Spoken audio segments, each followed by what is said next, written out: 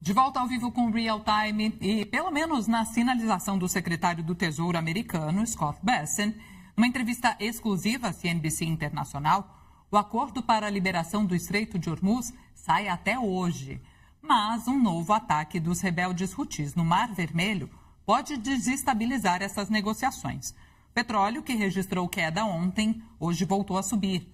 E sobre esse vai e vem no desfecho da guerra no Oriente Médio, a gente conversa agora ao vivo com Rodrigo Medina Zanni. Ele é professor e chefe do Departamento de Relações Internacionais da Unifesp, Universidade Federal de São Paulo. Muito bom dia, seja bem-vindo ao Real Time, professor. Bom dia, Natália. Bom dia a todos que nos assistem. Bom estar com vocês para discutir esses temas tão importantes para o mundo contemporâneo. E tá, né? Difícil a gente ter uma clareza, né? No caminho aí dessas negociações. Quero saber qual que é o seu nível de esperança de um acordo. Parece que pode ter ido por água abaixo mais uma vez, ou não?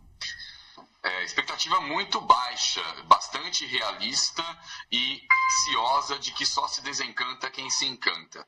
Então, evitemos muito encantamento.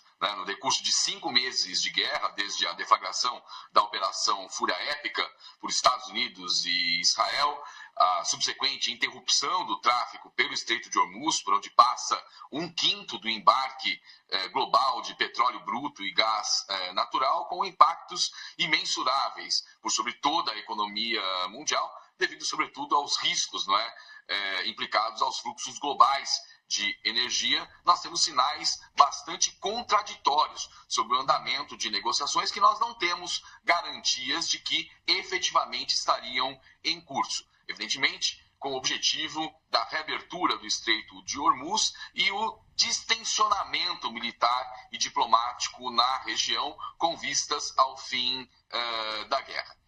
Se há negociações em curso, e eu repito, não há evidências de que isso efetivamente esteja ocorrendo, elas deverão tratar de 2 pontos fulcrais e de interesse para toda a economia mundial.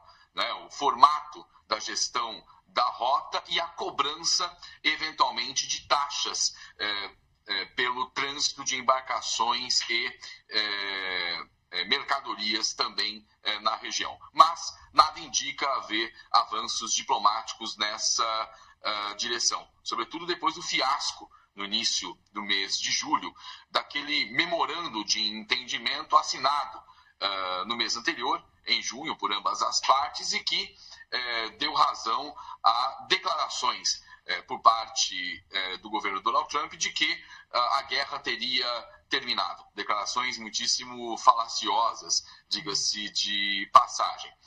E o que temos, e não muito mais do que isso, são declarações recentes de autoridades norte-americanas de que tratativas estariam em desenvolvimento e, no final de semana, de que essa seria a última chance dada pela gestão Donald Trump, mais uma última chance, para o Irã.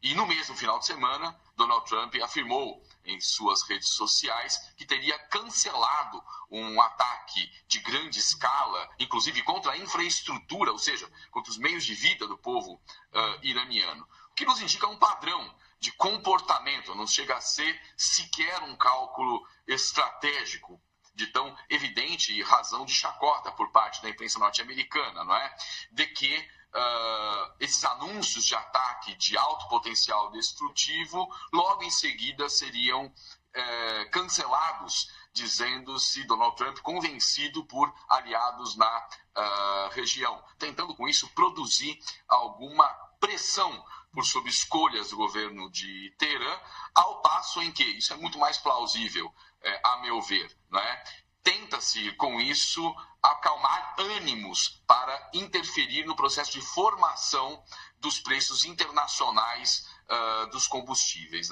É muito mais nessa direção que eu prefiro compreender essas declarações que provêm de Washington, porque Teherã tem negado estarem em curso essas negociações, e negado veementemente. Isso porque, muito claramente, Natália, e aí eu vou encerrando essa primeira parte das minhas considerações, parece-nos que o regime dos ayatolás aposta na elevação constante do custo do confronto para toda a economia mundial, não só para os Estados Unidos, porque resulta daí uma forte pressão internacional para que os Estados Unidos recuem das suas posições militares. A exemplo, vejamos o que acabou de ser noticiado, Natália, sobre o eventual comprometimento de outro estreito, o Estreito de Bab el-Mandeb, outro corredor marítimo absolutamente vital na conexão entre o Mar Vermelho e o Oceano Índico. Ou seja, toda a infraestrutura energética do Oriente Médio está sendo convertida em pontos de pressão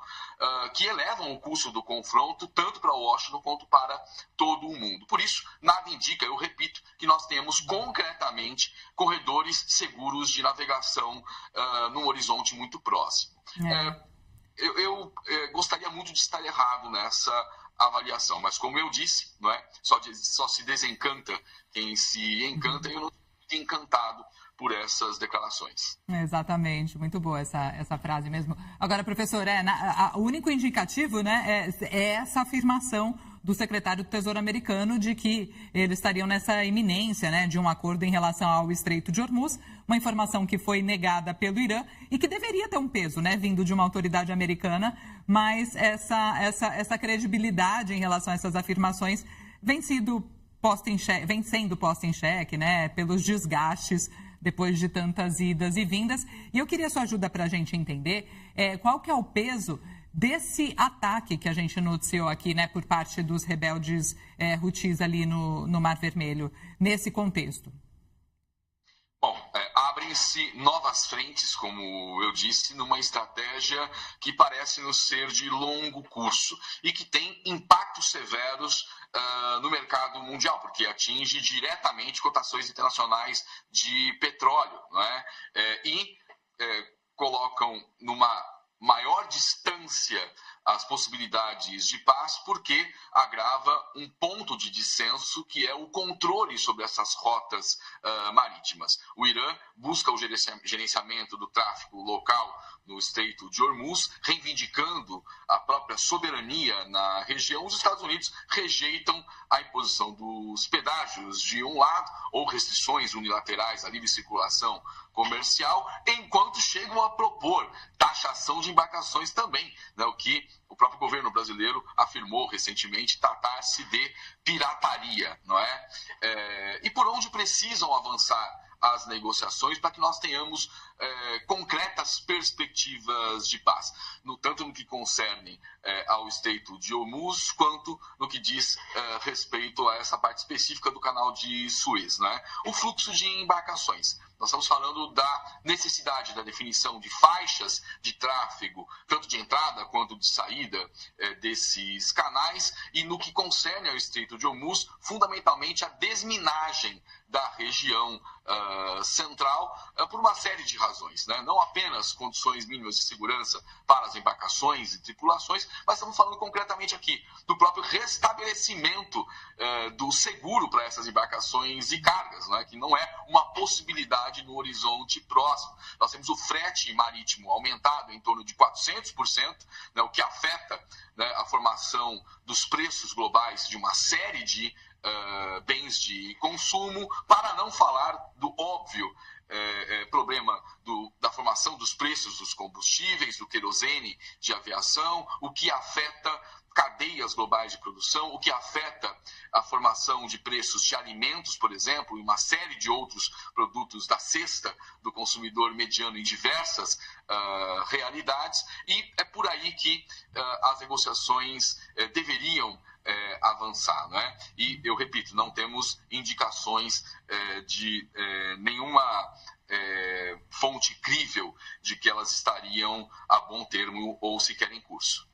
Professor, queria ouvir sua avaliação sobre a capacidade de cada um dos players, dos envolvidos aí nesse conflito, da manutenção dessa situação, né? Porque a gente sabe, claro, do desgaste político, né, em questão eleitoral para o presidente Donald Trump, toda essa pressão também de mercado. Agora, em relação à capacidade armamentista, porque tem umas informações de que alguns tipos de mísseis dos Estados Unidos também estariam em menor quantidade do que o ideal, e uma percepção geral de que quando o presidente Donald Trump decidiu entrar, ele imaginaria que sairia rapidamente, né? O que, claro, não aconteceu, como a gente tem visto. Então, como que você vê o interesse e a capacidade de cada um dos lados de manutenção desse conflito?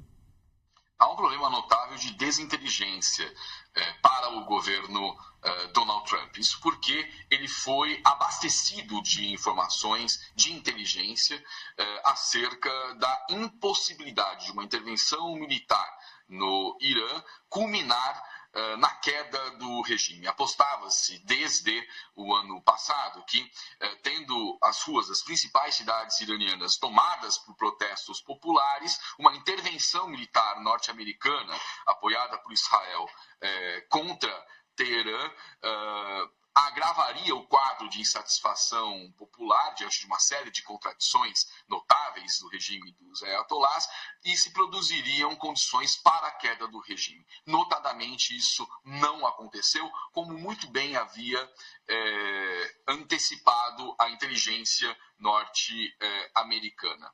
E tudo indica que a guerra movida contra o Irã tende a ser o atoleiro militar do governo Donald Trump no Oriente Médio, porque a guerra foi deflagrada sem uma perspectiva de saída para ela. Né? E cálculos estratégicos não muito complexos já possibilitariam antecipar esse cenário.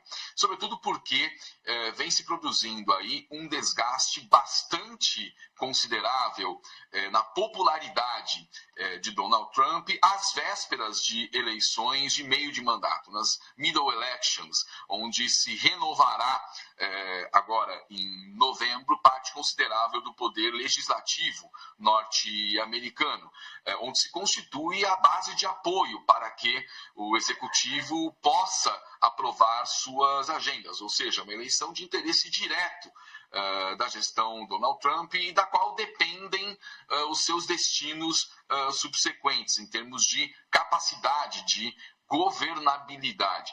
É importante frisar que, mesmo entre republicanos, Donald Trump não é unanimidade e que ele governa a partir de uma muito frágil maioria nas casas do Congresso. Razão pela qual faz burla ao próprio direito que vigora nos Estados Unidos para contornar a necessidade, sempre que preciso, de aprovar as suas agendas internacionais, a sua linha de política externa no legislativo. Né? Então, é muito disso que se trata. Essa é a chave compreensiva para uma série de problemas que estão em curso.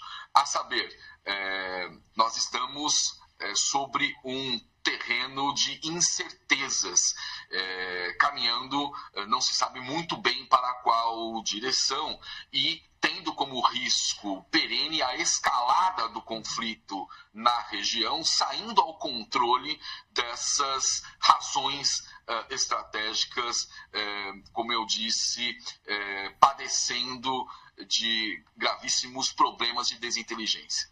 Complexo demais. Eu quero agradecer ao professor Rodrigo Medina Zanhe, que também é chefe do Departamento de Relações Internacionais da Unifesp, a Universidade Federal de São Paulo, pela conversa ao vivo aqui nessa manhã no Real Time. Muito obrigada. Até uma próxima, professor. Eu que agradeço. Sigo à disposição. Tchau, tchau. Obrigada.